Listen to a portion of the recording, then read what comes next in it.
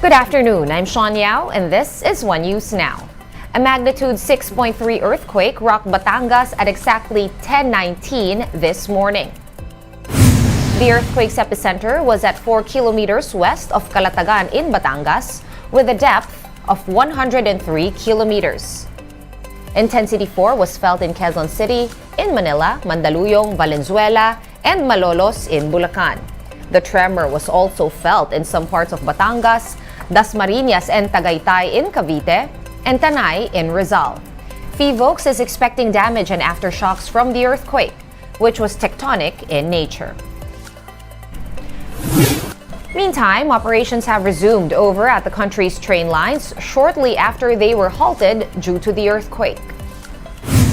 Visual checks were immediately carried out at the LRT-1, LRT-2, and MRT-3 to see if they sustained damage from the magnitude 6.3 tremor. As for the Philippine National Railways, or PNR, trips are still suspended as of noontime, while inspections are underway. And over at the Ninoy Aquino International Airport, runways and taxiways are now open after thorough checks. Departure and arrival operations in terminals at the country's main gateway were also not affected by the earthquake.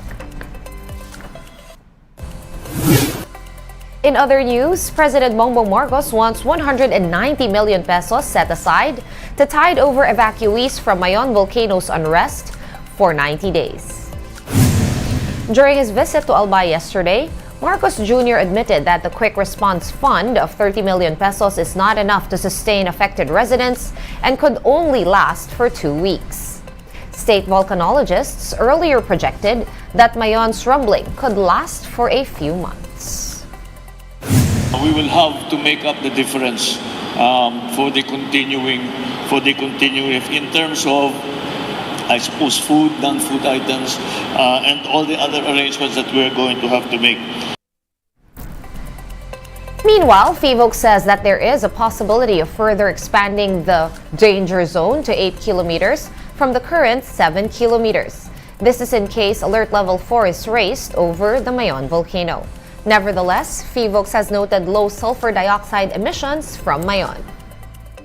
Well, ang lumalabas kasi na asupre ay mababa ang bilang. So, wala pa tayo nakikita na ganong kataas. Kailangan niyong isipin ng explosivity ng isang bulkan ay nakasalalay sa dami ng gas na nasa loob ng magma. We're going to pause for a quick break, but One News Now will be back with more stories after that. Stay with us.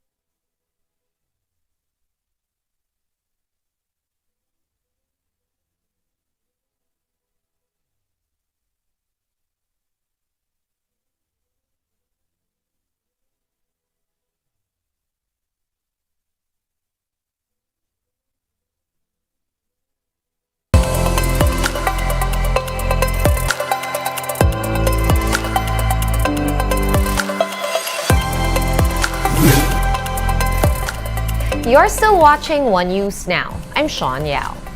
Toll rate hikes over at the North Luzon Expressway or NLEX have taken effect today. For the open system covering the cities of Navotas, Valenzuela, and Caloocan to Marilao in Bulacan, NLEX has implemented a 7 peso increase for Class 1 vehicles or regular SUVs and cars. For buses and small trucks or Class 2 vehicles, toll fees are up by 17 pesos. Meanwhile, rates for Class 3 vehicles or large trucks have now become more expensive by 19 pesos.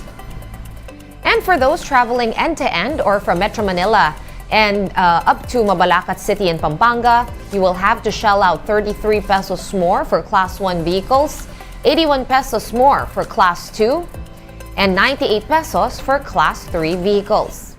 Apart from these adjustments, a 36 centavo increase per kilometer is now in place in the closed system. This covers the portions along Bukawi, Bulacan, and Santa Ines in Mabalacat, Pampanga, including Subic, Tipo. The Toll Regulatory Board or TRB explains that the new rates are part of their authorized periodic adjustments to curb the impact of inflation. This is only half of the TRB's approved rate increase though, so motorists will have to brace for another toll hike in the future. Kung tutuusin, kadahati nga lang po ang pinayagan ng ating tanggapan dito upang hindi naman po masyadong maapektuhan ang ating mga users. At the same time, makatulong na rin sa pag-ibsan ng ating inflationary. Let's now take a quick look at today's other top stories. The Bureau of Fisheries and Aquatic Resources or BFAR has noted a drop in fish production in the West Philippine Sea. The BFAR says that fish in the disputed waters are fewer by 7% between 2021 and 2022. But the agency was quick to clarify that the decline is due to typhoons last year and not because of the territorial row. The West Philippine Sea is considered as one of the richest fishing grounds in the entire archipelago. The proposed value-added tax refund for foreign tourists is expected to boost economic output. The National Economic and Development Authority or NEDA says that the measure could contribute up to 12.8 billion pesos annually to the country's GDP. The agency sees increased spending and therefore more jobs between 2024 and 2028. NEDA is projecting the creation of up to 6,000 jobs if the tax refund is implemented.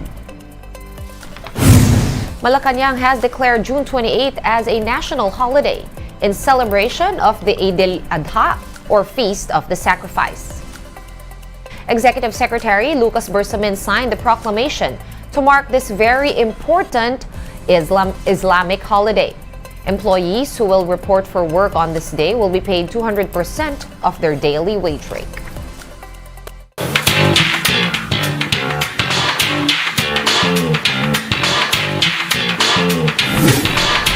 TV5 welcomed TVJ and the Dabarkads for a lunch get-together on Wednesday. This is the first time that the Noontime Group visited the TV5 headquarters in Mandaluyong since leaving Tape Incorporated, the production company behind Eat Bulaga. The Dabarkads had a jam-packed day yesterday, from interviews to photo shoots to lunch with TV5 executives. There are no details yet on what their new show will be called or when it will go to air. For now, TVJ and the Dabarkads said they're enjoying their new home in the Kapatid Network. Mga Dabarkads! Alas 12 na! Mga Dabarkads! Alas 12 na! Boss Sido. We're live now with the Dabarkads. O sige, mga Dabarkads, I hope masarap ang inyong lunch for today. At kami, ito, ini-enjoy namin ang first lunch with TV5 and pare. One News Now will be back at 3 p.m. I'm Sean Yao. We are One News.